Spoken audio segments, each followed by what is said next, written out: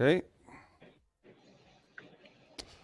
All right. Good morning, everybody. We are doing a little special ice report this week. I got Justin Munt, store manager of the Real Shot. I got Don Herman of Sunken Dive, and Jim Nobby are joining us. Those guys are the authority on the Lake Winnebago system. Good morning, guys. Good morning. Good morning. Well, we figured you guys are the main guys, Don, and with your Sunken Dive page, you do a lot of great updates on the conditions. So let's just get right into it. We had some warm weather, we had some snow, we had some rain, we had everything that Mother Nature's throwing at us. How is the lake, the whole lake system right now? Actually, the lake for four-wheelers and UTVs and everything, snowmobiles, it's actually pretty good. But this time of year, most fishermen are very experienced. You have to stay off the reefs this time of year, stay off the old roads. And people don't realize, in the start of this year, Jim and I, we kind of keep track of that. We had 3 thaws in January, and that wrecked the ice pretty bad, like the third one. And then it refreezes.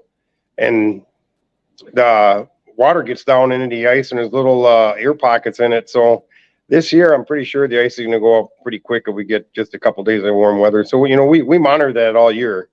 And we know that right now, we get a couple days, it's going to get bad pretty quick.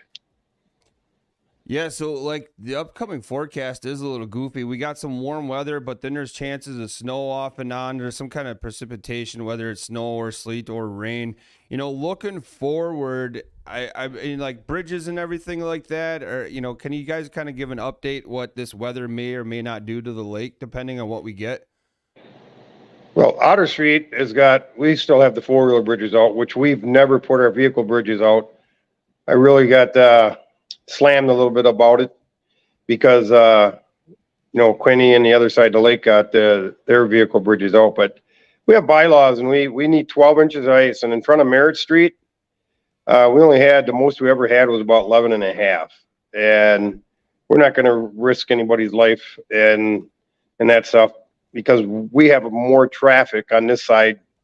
Paynes Point and Otter Street have more traffic than on the other side of the lake. So we got to keep that in mind. We have sometimes 3,000-4,000 vehicles go across our bridges. So we know we'd have to move them every couple minutes, and we didn't put our vehicle bridges out, and we still pulled 3 or 4 people out off of Merritt Street trying to get out. So how uncommon is it for you guys to not put? How uncommon is it for you guys not to put the bridges out? Like in the past 10 years, 15 years, how often has this happened? Where you haven't put the bridges out? Well, I can tell you. I want to say, go ahead, Jim. For me, sorry, I didn't mean to interrupt there. I want to say in the last, I want to say it was like 2013 or 12 or 13, and past year in 2020 are out in my head, Don. In terms of not putting truck bridges out because we had the lake blow open both times and make the ice. If I recall. Well, you guys know I've been doing this a long time, 48 years this year.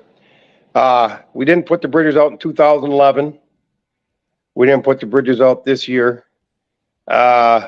Before 2011, there was only one other time since the 40 years I've been doing it. There was only one other time in 1978, we put the bridges out only for a couple weeks.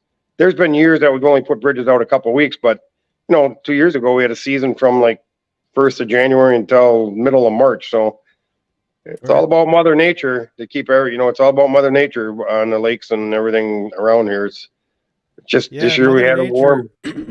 She definitely didn't do the ice fishermen any favors this year. She was very inconsistent. Very, very inconsistent. It was a pretty safe year. I've been doing this, like I said, a long time. Before social media and what we're doing right now today, it's really helped the fishermen for safety and everything. Because before this, and I think it was like Jim, was it 13 years ago the father and son died? Something like that. It was 2013. 2013 when they died. You and I talked about this yesterday. Yeah, so what I started doing, we started doing ice report. I started doing ice report then after that because I was there when we retrieved them, and we started doing ice report. And since our ice report, there's only been probably 3, I think, maybe 4 fatalities on Lake Poygan and Lake Winnebago and Lake Winneconne. Before that, from 1977 to like 2013, there was like 25 or 26 fatalities. So I think we put a pretty good safety standard out there now with the social media. And we're not the only ones that do the ice reports. Jim and I, we try to keep up to it. But most of the fishing clubs give ice reports now to some point.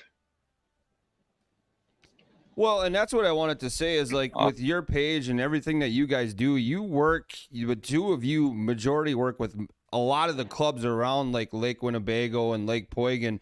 So that's why I think your sunk and dive stuff is so important if people don't follow you, especially this time of year, for those updates. I mean, you're out there. Are you pretty much out in the lake, you guys, like every day almost? Jim, go ahead. I'm not every day, but it's every other day. Yeah, when I out from Payne's Point, hook and spear, when we get to the 3-4 inches of ice, I'll start trucking around my foot around a 4-wheeler, and it's not every day, like Don says, usually every other day, and then it's through creation, it'll be right till our 4-wheeler bridge is up. Constantly watching what's happening. A lot of work. Yeah, I mean it's I know, like I think I speak for a lot of the anglers on the area to thank you guys, for everything that you and all the rest of the clubs do out there. The question I have right now, you've been out there. When was the last time, Justin, you were on the lake? I was spearing Sunday off the north end. Obviously, the north end's got a lot less going on, so it's usually a pretty safer chunk. Conditions were good. I had 15, 17 inches. It's not the hardest ice in the world. Again, like they said, after the thaw, freeze, Yeah. Doesn't make the best ice, but it's fishable for sure. What are we looking at for depths, guys? If you could kind of just inform people of the ice right now. Well, we've been out. We pulled 5 snowmobiles out this weekend, and they're just going in places that they shouldn't be. They shouldn't be. There's, the thaw's going on, and you get current coming out from channels and everything. I think Jim and I took a day off with snowmobile, and Jim went and pulled 2 out on Waiwega. He had that was a challenge because Jim, go ahead and explain, because you had to pull it about a half a mile or a quarter of a mile to get the snowmobiles out. Yeah, there was an area on the west end of that mill pond or Lake Waiwega that had froze over when we had got this cold weather last week, and then it had a couple inches of snow on it, and people were running their snowmobiles across it, and people didn't know, and I didn't know either until we got to the job and started checking it. But it was literally a quarter mile of shaky ice all the way around these sleds, and it wasn't quite a quarter mile we had to cut ice, but we had to quite a bit of ice in order to get to just good enough to get them back up and on the ice. It was just a fluke year. You get 5 days of warmth and then a day of cold and snow, and it hides some of these bad spots. And like you say, the ice is March ice, April ice. It's not horrible. It's just not good at all, really, I would say, for anything more than a 4-wheeler or UTV. Is Lake Poygan, guys, are about the same as Winnebago right now, or is that a little worse conditions for? I would not, unless you know where you're going on Lake Poygan. I would not go out there. The whole west end. We were out there yesterday. Yeah. Unfortunately, we were pulling that 4-wheeler out. The fatality yesterday, but I don't know if we didn't send a picture out, but west of Captain's Cove, it's open. What do you say, Jim? 500-600 yards and 80 yards wide or longer? Yeah, I'd say, yeah. It's wide open. It starts like about a 3/4 of a mile north of Captain's Cove Landing and runs just in a touch west, and it runs north, and it starts, and I'd say at least 100 yards wide or wider in spots, and it's probably, like Don said, 600 yards at the minimum open. In the beginning of sturgeon spearing, we had to pull 2 vehicles out in that area, and we had a consistent 10 of ice up to that open water. Now we're seeing, when we were out there yesterday, we were seeing 3, 4, 6, and and it just, the whole west end of that lake is junk. It's not good. Is there any snow cover on those 2 bodies of water right now, or is it very minimum? Well, Sunday we had all kinds of snow. I went to go get a couple snowmobiles on Lake Winnebago, and we had to go back and get our V-plow. We have V-plows made for our 4-wheelers. They're really nice. They actually work really great. And yesterday we went out, it was all slush. Some places, what'd you say, Jim? 1.5 foot of slush. So Lake Poygan, there wasn't anybody out on Lake Poygan yesterday. We were the only ones out there. You could see, as far as you could see, nobody was fishing Lake Poygan. I know, so I'm sure people are a little being safe and everything on Lake Poygan, because I don't think you get as many ice reports on Lake Poygan as you do on Lake Winnebago. Yeah, that was kind of my question, because like now with that slush and everything, and sturgeon holes kind of getting bigger and bigger with all the runoff, can you still identify them, or have a lot of the markers and everything fell down, and it's just like you said, just stay away from majority of the lake right now? The markers, most of the markers are down, but we had enough cold weather, unless probably last weekend maybe. We had enough cold weather before that most of the sturgeon holes had at least 1 inch or 2 inches ice on it. You can usually, all the years I've been doing this, I've never pulled, I pulled a couple trucks that hit sturgeon holes, but they never go all the way in. But, some of them are big enough for a 4-wheeler, but right now, I think we're supposed to get some cold weather, and if slush stays on it, the ice is for a couple days, going to get good again. There's diehard fishermen out there. Everybody wants to fish in March, and the reason why is because it's the best fishing. Right. And, everybody says don't risk your life for a fish. But if you really think about it, we risk our life every day. Just some people take different risks, that's all. Yeah, that's a really good way to put it. I'm kind of on the, go ahead. I was just thinking Highway 41 is probably more dangerous than Lake Poygan any day, any given day. I would agree with that. Yeah. I would totally agree with that. And I'm kind of looking at it, and I thought I just saw like another like winter weather advisory is kind of blowing through our area. So it's just like Don, what's your go-to saying about the ice? Well, I tell everybody the ice is never 100% safe. I did do ice report, a couple of years ago from Coswell, and I gave my ice report. My glass was full of ice. That's all I can tell you. Right. But, that is the safest ice you can have. Yeah.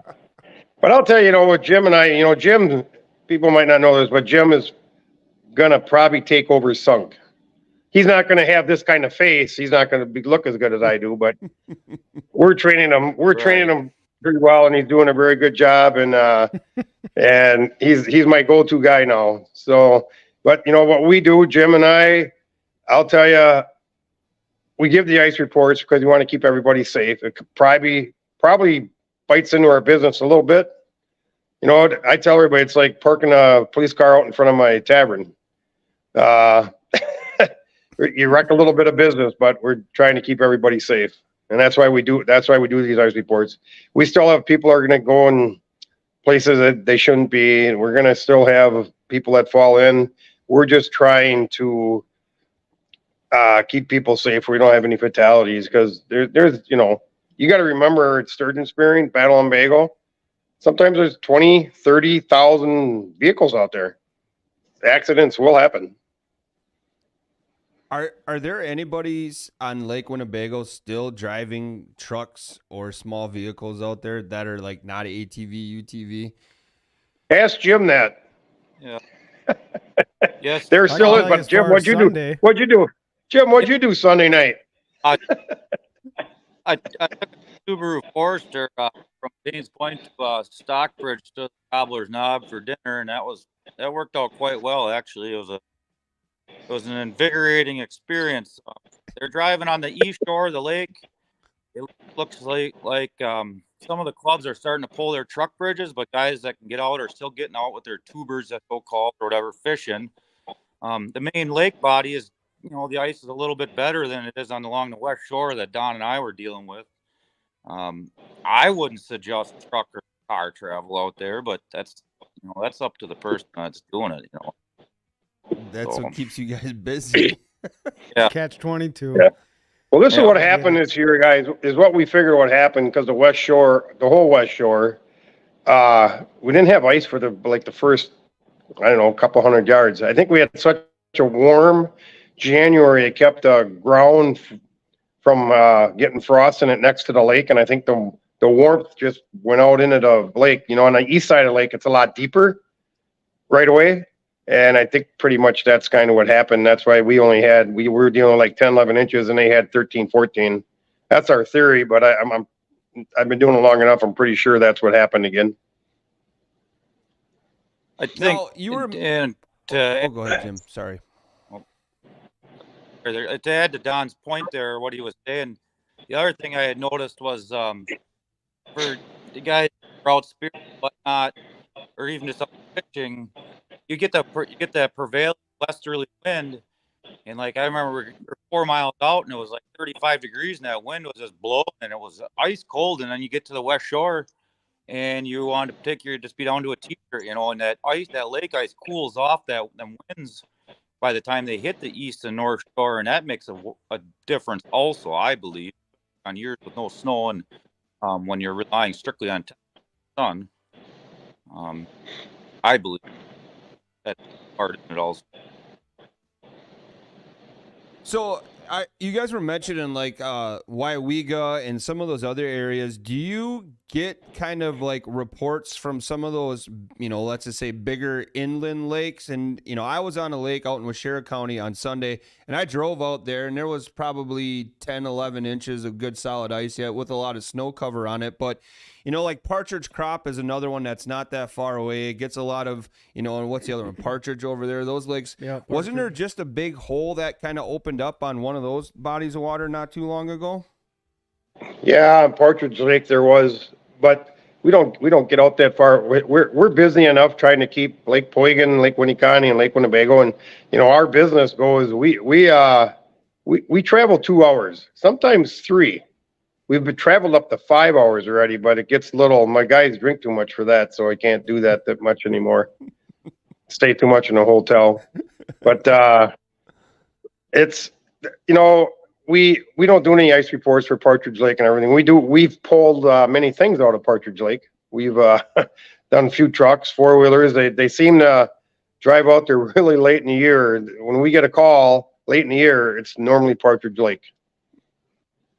Yep, and it's just I drive over Winnicott or a Fremont Bridge, and it's wide open, and then you see people off in the little bays. It's just like Don and Jim say, just be safe when you're out there. No ice is really good. I mean, it's this time of year especially. I mean, even though the fishing could be on fire, is it really worth it for a fish dinner? I don't know. Fish is expensive at festival. Well, Jim and I, we really Jim, he's got a sturgeon spear, that affects him a lot, but I don't really fish much. I tell Jim, we fish with a 3/8 cable, and we go to Wentz. Yeah. They never get off our hook. Yeah. Yeah. Well, I tell you what, guys, I know you mentioned you have a ATV you got to go get now, but I do appreciate making time this morning and giving Justin and I and everybody else that's tuning in or going to watch this kind of an updated ice report. Remember, today is March 1st. Going into the weekend, who knows what the weather is going to be. But if you had one final thought that you could just leave everybody with, guys, what would it be? Well, mine. The ice is never 100% safe. Always try to be safe. I tell everybody, you want to be safe? Talk to your local fishing clubs. They know the best, or your local tavern. And then If you want to support, if you want to support like Sunk and all that stuff, you can just come to my Fountain Tavern. I got all these pictures here of what we did already over the years. You can always come and see that. You always got a plug. Yeah, I get. Well, and that's what I wanted to say. So, like, also let people know, what your social media page is, or what's your handle for watching some of your stuff as well. It's Sunk Dive and Ice Service. If you look us up on Facebook, we try to update as often as we think we need to. I don't want to update every day. Like in the last week. The last couple of days we haven't updated because the ice really hasn't changed a real lot. We had some snow and that stuff. And always donate to your fishing clubs. It's a lot of work moving bridges.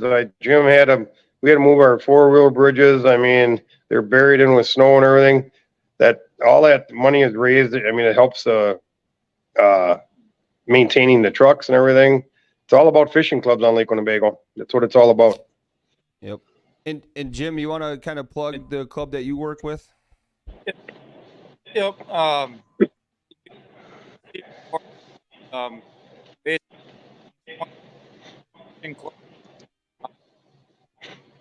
Or on their website, just like what Don said,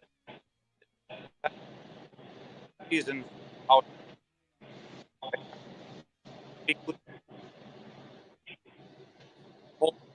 Notification for ATV and support the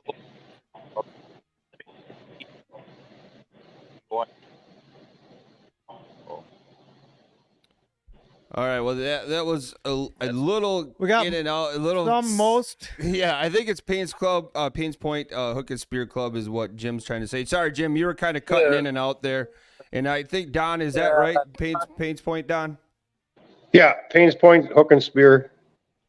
Jim does all building of the plows and the plow frames and the bridges and everything, just like I've done for Otter Street. I always give Jim crap about it. He copies all my designs, but that's all right. I mean, we always have this argument. He always makes them better. He says he makes them better. Oh, sure, yeah. I get a design and I see all the flaws. I'll tell you what, if you guys ever want to have some fun, you come out and watch Jim and my crew, and we keep it pretty entertaining sometimes. It does get serious, but a lot of times we keep it pretty entertaining when we're pulling stuff out. Well, it sounds like you'll be in Cowling Bay within an hour. So if anybody's want to go watch you pull an ATV out of Cowling Bay, yeah, that's where we'll be. The old guy is still getting dressed. All right, hey, appreciate you guys. I know, speaking for myself and all the other fishermen out there, we definitely appreciate what you guys do. So keep it up. Thank you. Thanks for having us on. Yeah, thanks, guys. Enjoy the rest of your day. Be safe out there. All right, everybody. That was Jim Nobby and Don Herman, Sunk and Dive. Go check it out. Follow along with them. We do appreciate them making time this morning. The other thing, like Don said as well, like contact your local fishing clubs when you're going out, especially this time of year. You can call the store, right? They can call the store. You've been out there recently. I think Will or Mike or some of those guys have a good idea what the hell is going on out there on the lake right now. I would say from what we just heard, nobody's going to be on Poigan. Walk out maybe, but just why even go? It just sounds a little too risky for the reward. You said, is the west side where majority of the fishing happens? I mean, or is that where majority of the access is at least?